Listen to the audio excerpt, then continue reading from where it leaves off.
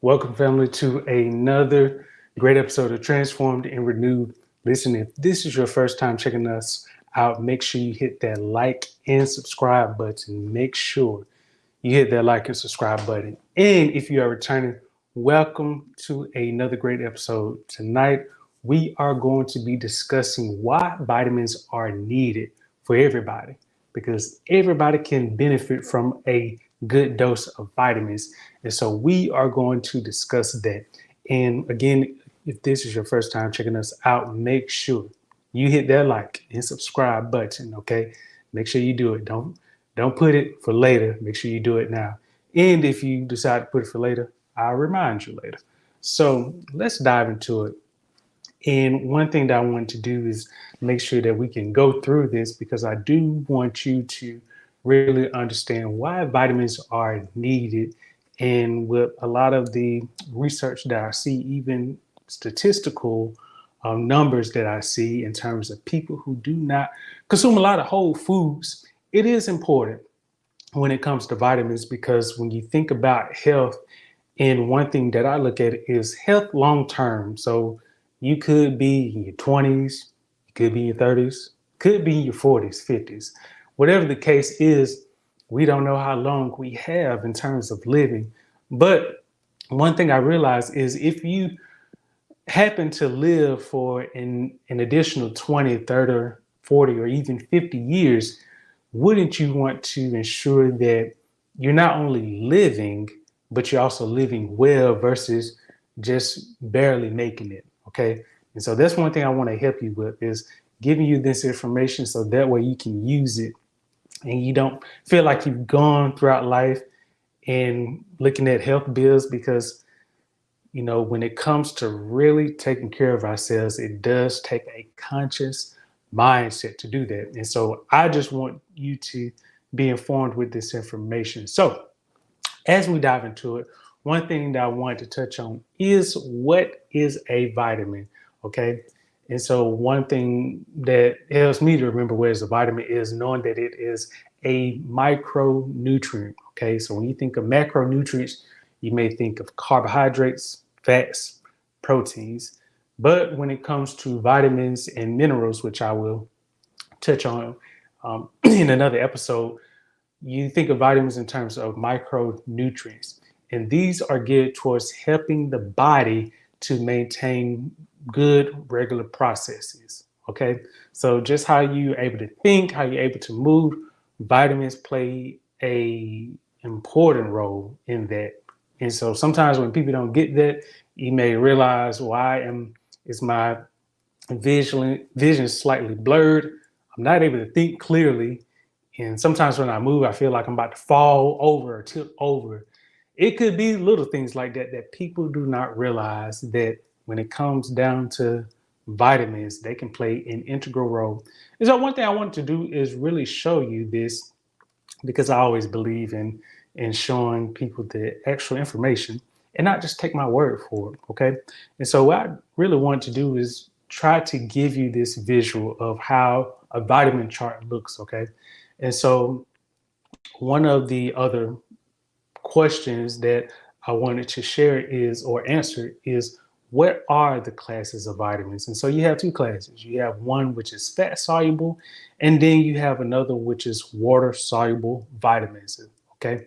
And so I want you to keep that in mind. You got two classes, fat soluble and water soluble. Okay. And so let's see.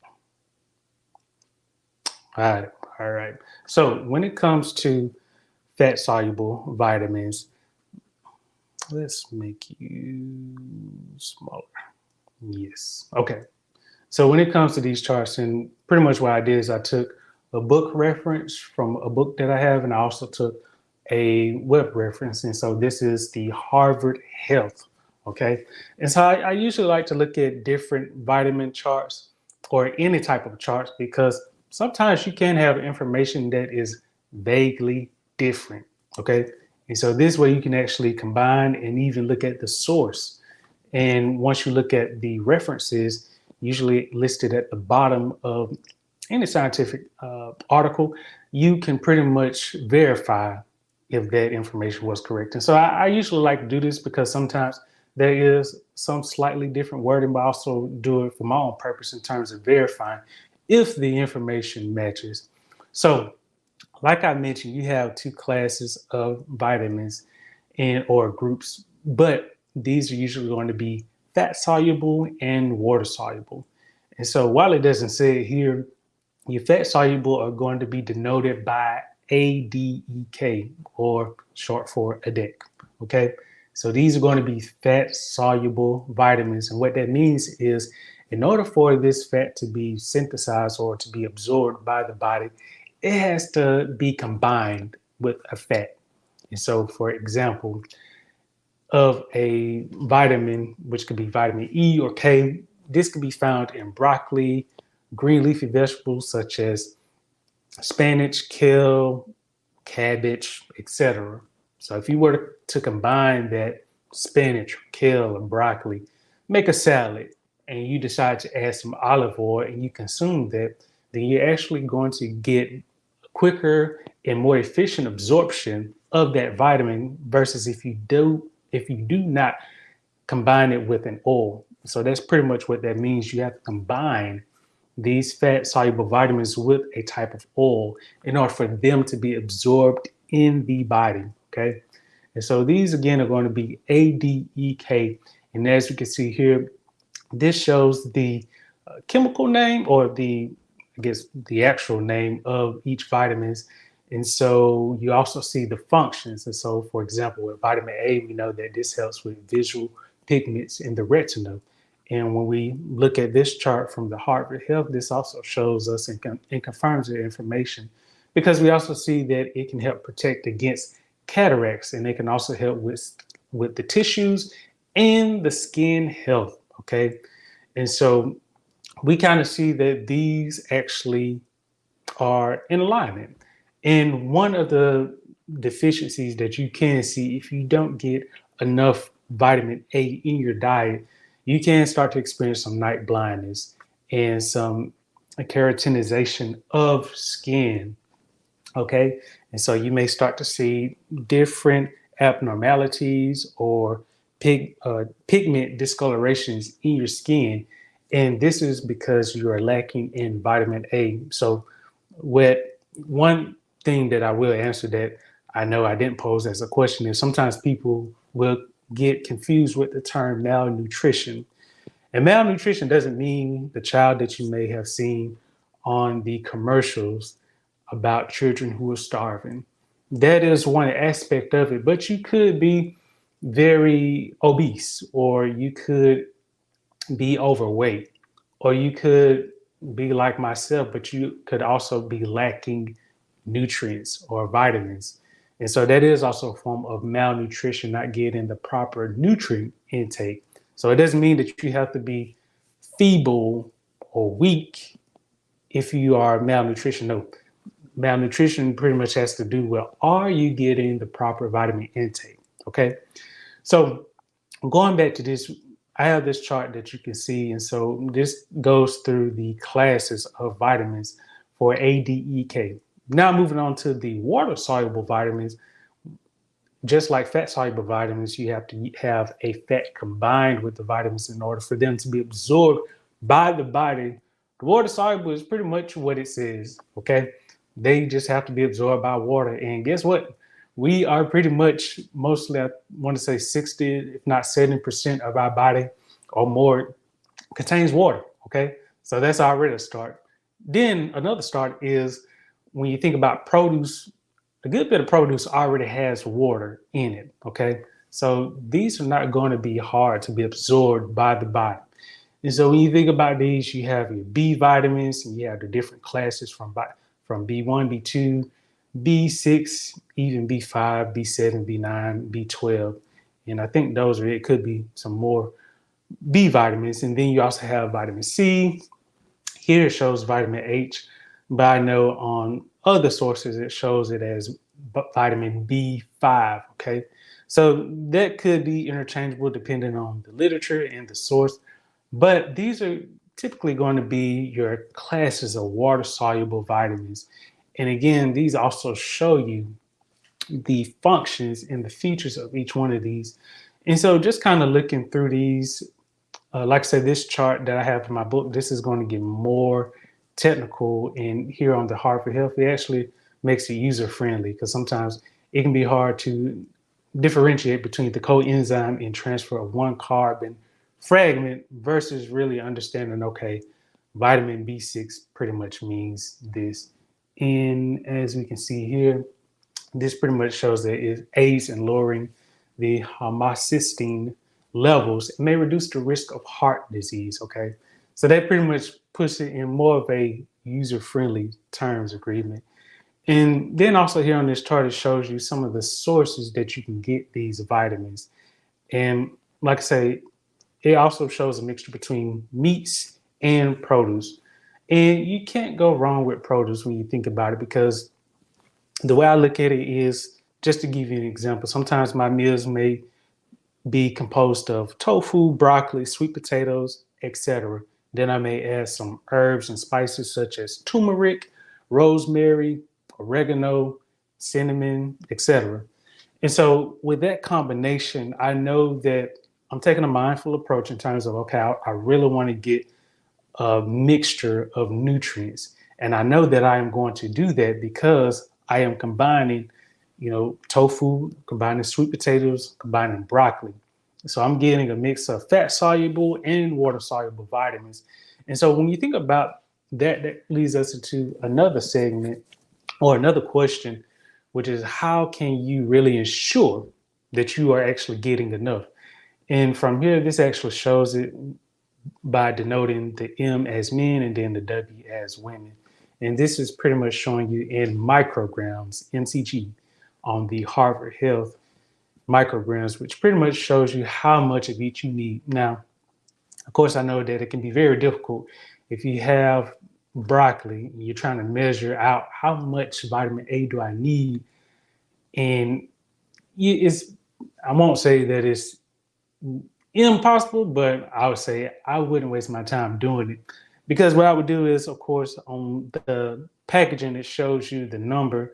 However, that number can be roughly an estimate, because sometimes with numbers, they can round it. And so one thing I want you to know is sometimes that number can be rounded. It may not be as accurate. So let's say if it's 25%, it could be 22%, but it may have been rounded to the nearest 5, okay? And so when we think about this, how do I really know that? Well, for me, I just measure out the broccoli. I understand, okay, if it's at about 25%, at about 3 ounces, so let's say 3 ounces is the serving size and it's 25%. I usually know, at least for me, that I consume about 3 servings of that broccoli per meal. So I'm already at that level.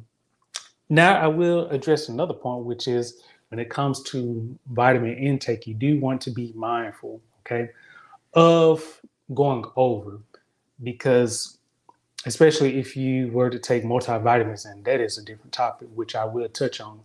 But you do want to make sure that you don't go crazy when it comes to vitamin consumption, because just like with anything, if you were to eat, I know this is not a good food product, but if you were to eat French fries, if you eat enough of them, you will get sick. And just like vitamins, if you eat too much, not to say that you will get sick, but there are some symptoms when it comes to over consuming, especially when it comes to the recommended amount for men and women. And so this chart pretty much gives us an idea about how much to consume.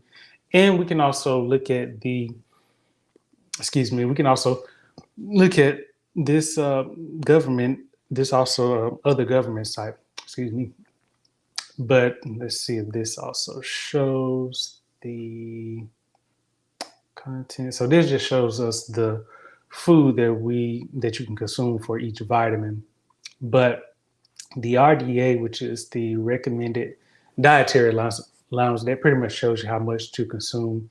And so I look at different sources. You can look at the FDA, but I also like to look at other sources that really get into this this research to make sure that we get an accurate depiction. But usually I like to also just look at, okay, what is pretty much the standard. So that's why I like to compare different sources to get an understanding to make sure, okay, I'm not going overboard. But even for myself, when it comes down to each of these nutrients, I'm going to say this.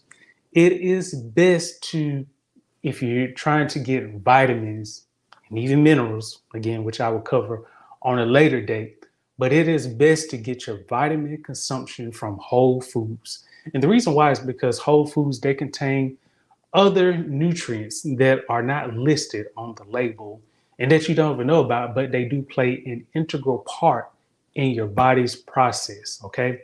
And so this is why, again, when you think about multivitamins, they can have pretty much all of these vitamins that are listed, fat soluble and your water soluble vitamins, but they are not going to contain those additional substances or constituents that you may find in whole foods, because the whole food from the seed is whole itself.